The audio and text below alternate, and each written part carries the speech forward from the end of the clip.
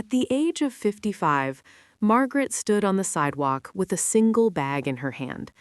The winter air cut through her thin coat. Cars passed by without noticing her. People hurried past with warm homes waiting for them. Margaret had none. Just 1 year ago, she had a small rented house, a husband, a routine, and a sense of safety. But life had other plans. Her husband, Daniel, died suddenly from a heart attack. The grief shattered her. Medical bills swallowed her savings. Rent increased, and when she could no longer keep up, she was asked to leave. The day she locked the door for the last time, she felt something inside her collapse. Not just her home, but her identity. She was no longer a wife, no longer secure, no longer invisible to pain. She spent her first night in a shelter. The smell of fear and despair filled the room. Women of all ages lay on narrow beds. Some cried softly, some stared into nothing. Margaret did not cry. She felt numb. Her mind replayed every choice she had made, every moment she wished she could undo. The next morning, she stood in line for breakfast, holding a tray, avoiding eye contact. Shame burned inside her chest. She kept thinking, I am 55. I should be settled. I should be safe. Instead, she was homeless. Days turned into weeks. Margaret learned the rules of survival: where to eat, when to sleep, how to stay invisible, how to protect herself. She walked miles every day looking for work, any work. Most places turned her away. They saw her age, her worn clothes, her tired eyes. You are overqualified. You are too old. We will call you. No one ever did. At night, she sat on her bed and whispered to herself, You are not finished. Not yet. She remembered her mother saying, Life can break you, but only if you stay broken. One evening at the shelter, a volunteer named Sarah sat beside her. Sarah asked her story, not with pity, but with respect. Margaret spoke for the first time, about Daniel, about loss, about fear. Sarah listened. Then she said something that stayed with Margaret. You still have time, and you still have strength. Those words lit a small flame inside her. The next day, Margaret went to the public library. She washed her face, straightened her coat, and sat at a computer. She updated her resume, slowly, carefully. She applied for jobs again. Office assistant, receptionist, cleaner, anything honest. Weeks passed. Rejections came, but Margaret did not stop. She began volunteering at the shelter kitchen, cooking, cleaning, helping others. It gave her purpose, and people began to notice. One morning, the shelter manager called her into the office. There's a part-time position here. It's not much, but it's a start. Margaret accepted without hesitation. Her first paycheck was small, but it was hers. She opened a bank account. For the first time in months, she felt human again. She started saving $10, $20, every little bit. She moved from the shelter into a shared room. It was tiny, but it had a door that locked. She placed a photo of Daniel on the table and said softly, I am still here. At 55, Margaret was starting over, with nothing, but with something far more powerful: determination. Her journey had just begun. Margaret woke up every morning before sunrise. The shared room was quiet. The walls were thin, but it was warmer than the street, and that alone felt like a miracle. She made her bed carefully, not because anyone demanded it, but because it gave her control. A small reminder that she still mattered. Every day she walked to the shelter kitchen. She worked hard. She showed up early. She stayed late. She never complained. People began to trust her. They asked her for help. They listened when she spoke. Margaret discovered something surprising. Even when you lose everything, your skills do not disappear. She organized supplies. She trained new volunteers. She kept records by hand. Her confidence returned slowly. One afternoon, Sarah watched her work. "You have leadership in you. You should not hide it." Those words settled deep in Margaret's heart. She began applying for better jobs again. Not just survival jobs, but roles where she could grow. She borrowed clean clothes. She practiced interviews in front of a mirror. She reminded herself of who she once was. Still, rejection followed her, again and again. Some nights she cried quietly, covering her mouth, ashamed of tears at her age.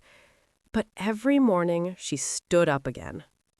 Margaret started attending free workshops, budgeting, basic computer skills, career rebuilding after 50.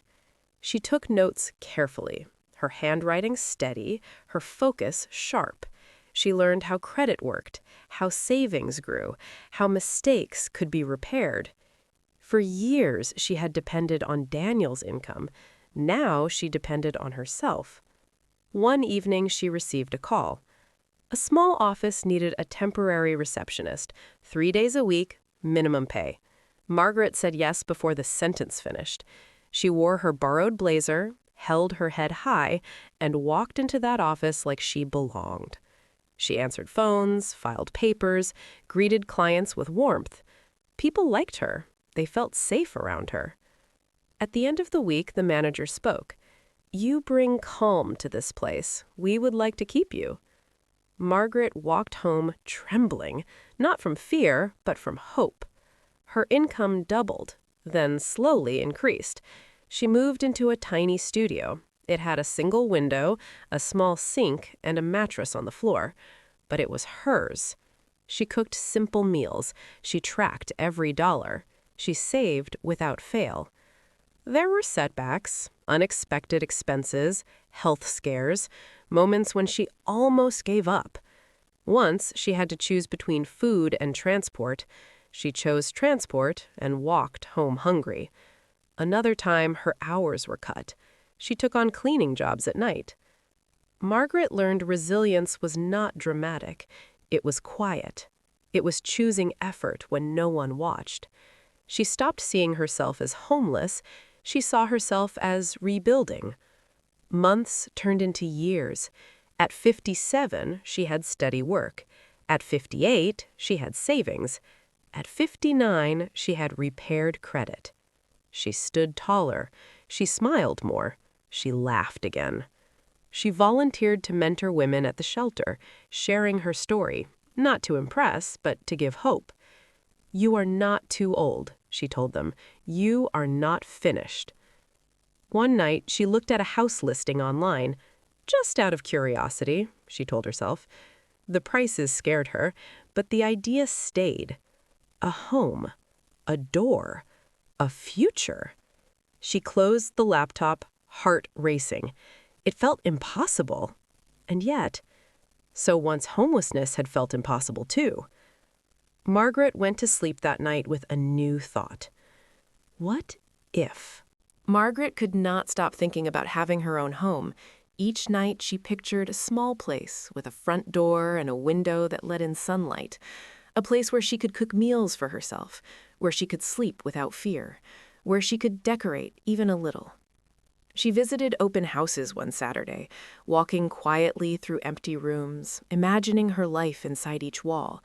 Some were too expensive, some were too small, but each visit strengthened her resolve. She began saving more aggressively, cutting extra expenses, walking instead of taking the bus, cooking simple meals at the shelter, working extra hours cleaning offices. Margaret also learned about first-time homebuyer programs, government help, grants for people recovering from homelessness. She filled out forms carefully, submitting documents, proof of income, bank statements, references. Each form completed felt like another brick in her future, a foundation she was building with her own hands. One morning, she found a listing that made her heart pound. It was modest, 2 bedrooms, a small yard. The price was slightly above her savings, but she did not hesitate. She called the agent, arranged a viewing. She walked through the house slowly, touching the counters, opening cupboards, imagining where her photos would go. Margaret felt tears in her eyes. She had never imagined herself in a house like this again, not after the streets, not after the shelters, not after so many nights feeling invisible. She left the house that day, determined not to give up. She met with the bank for a small loan, explaining her journey, her steady work, her savings plan. The banker listened, asked questions, and finally nodded. "You have discipline and determination. You deserve a chance." Margaret signed papers. Her hands shook. Her heart raced. She could hardly believe it. Months passed. She painted the walls herself, installed shelves, cleaned every corner. Each sweep of the broom a declaration. "I am home now." Neighbors smiled. Some asked about her story. She shared it simply. No pity, just truth. Margaret felt alive in a way she had not in years. She cooked meals she had once dreamed about, invited friends over, even celebrated holidays with simple decorations. She kept volunteering, helping others, because she remembered the nights she had nowhere to turn. She remembered the fear, the shame, the loneliness. Her home became a sanctuary, a symbol of victory, proof that life could be rebuilt. At 59, Margaret began planning for the future. A garden, a small savings account for emergencies, maybe a vacation. Dreams she had once thought impossible. Her mornings started with coffee by the window, sunlight warming her face, birds chirping. She whispered softly to herself, "I made it." Her journey from the streets to her own home was not fast, it was not easy, but every step was hers, every choice hers, every victory hers. Margaret learned that the heart could heal, and that determination could move mountains, even for someone who felt invisible and forgotten. She knew deep inside the next chapters of her life would be full of hope, and that she would never give up again. Margaret woke up each morning feeling gratitude. Her home was warm. The bed was soft. The kitchen had all she needed. She walked through the rooms, touching the walls, opening cupboards. Each small action reminded her how far she had come. Her work continued. The office job gave her stability. She also took on small freelance cleaning projects. Every extra dollar went into savings. Every extra effort built her future. Margaret decorated her home slowly, adding photos of Daniel, a vase of flowers, books stacked neatly on the shelves. She invited friends from the shelter, women who had once shared meals on cold floors. They laughed together, cooked together, shared stories of hardship and triumph. Margaret felt joy, the kind that comes from rebuilding life with your own hands. Not borrowed, not given, earned. She also began to focus on her health, walking every morning, eating nourishing meals, seeing a doctor regularly. The emotional wounds were deeper than the physical ones. She remembered the nights on the streets, the fear of being alone, the hopelessness that pressed down like a heavy blanket. But she no longer carried it in her body. She faced each day with courage, with hope, with determination.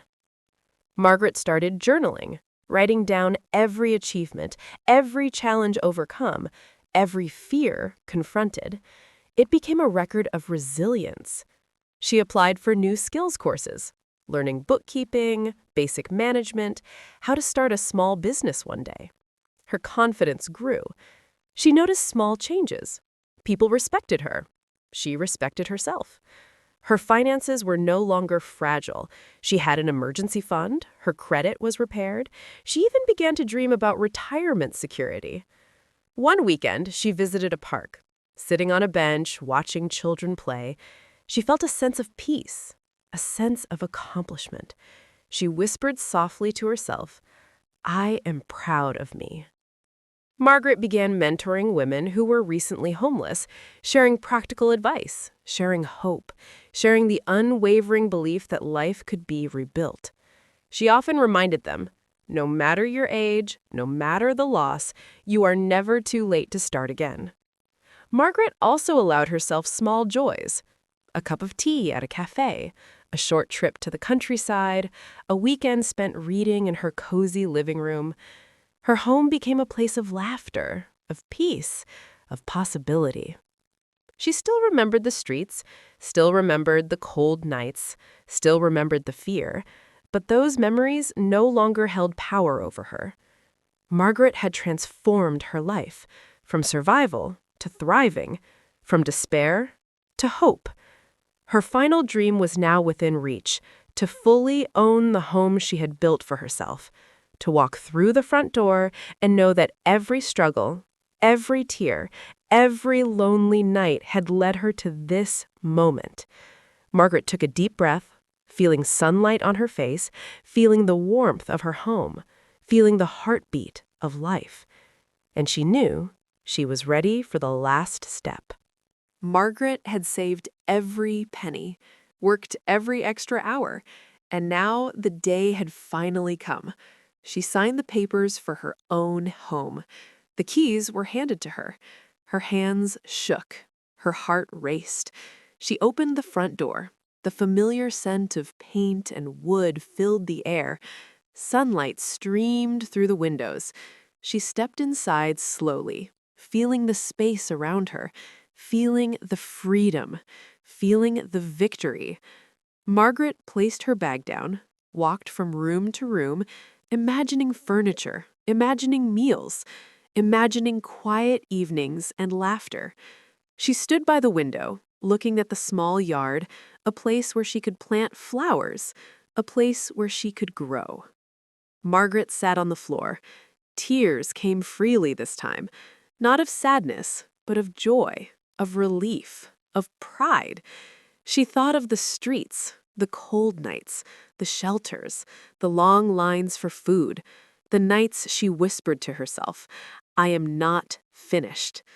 She thought of Daniel, of the life they had shared, of the love that still lingered in memories, and she whispered, "I did it."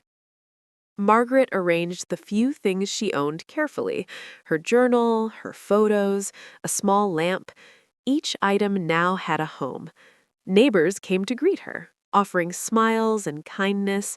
She realized she was part of a community, not alone, not forgotten. That night, Margaret cooked a simple meal, sitting at a table she owned, eating from a plate she had chosen. She felt complete. Her journey had been long and hard, but it had led her here. Margaret walked through each room, touching walls, imagining future birthdays, future dinners, future quiet mornings with sunlight pouring in.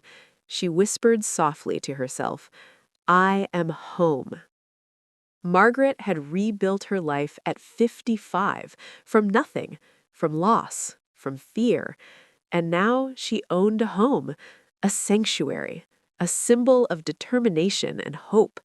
She had proved to herself and to anyone who ever felt lost that it is never too late, that life can be rebuilt, that hope can be found, and that the heart can heal. Margaret closed her eyes, breathed deeply, and smiled, knowing she had arrived. The streets were behind her, the shelters were behind her, the struggles were behind her, and in front of her was everything she had ever dreamed of: a home, a future, a life fully her own.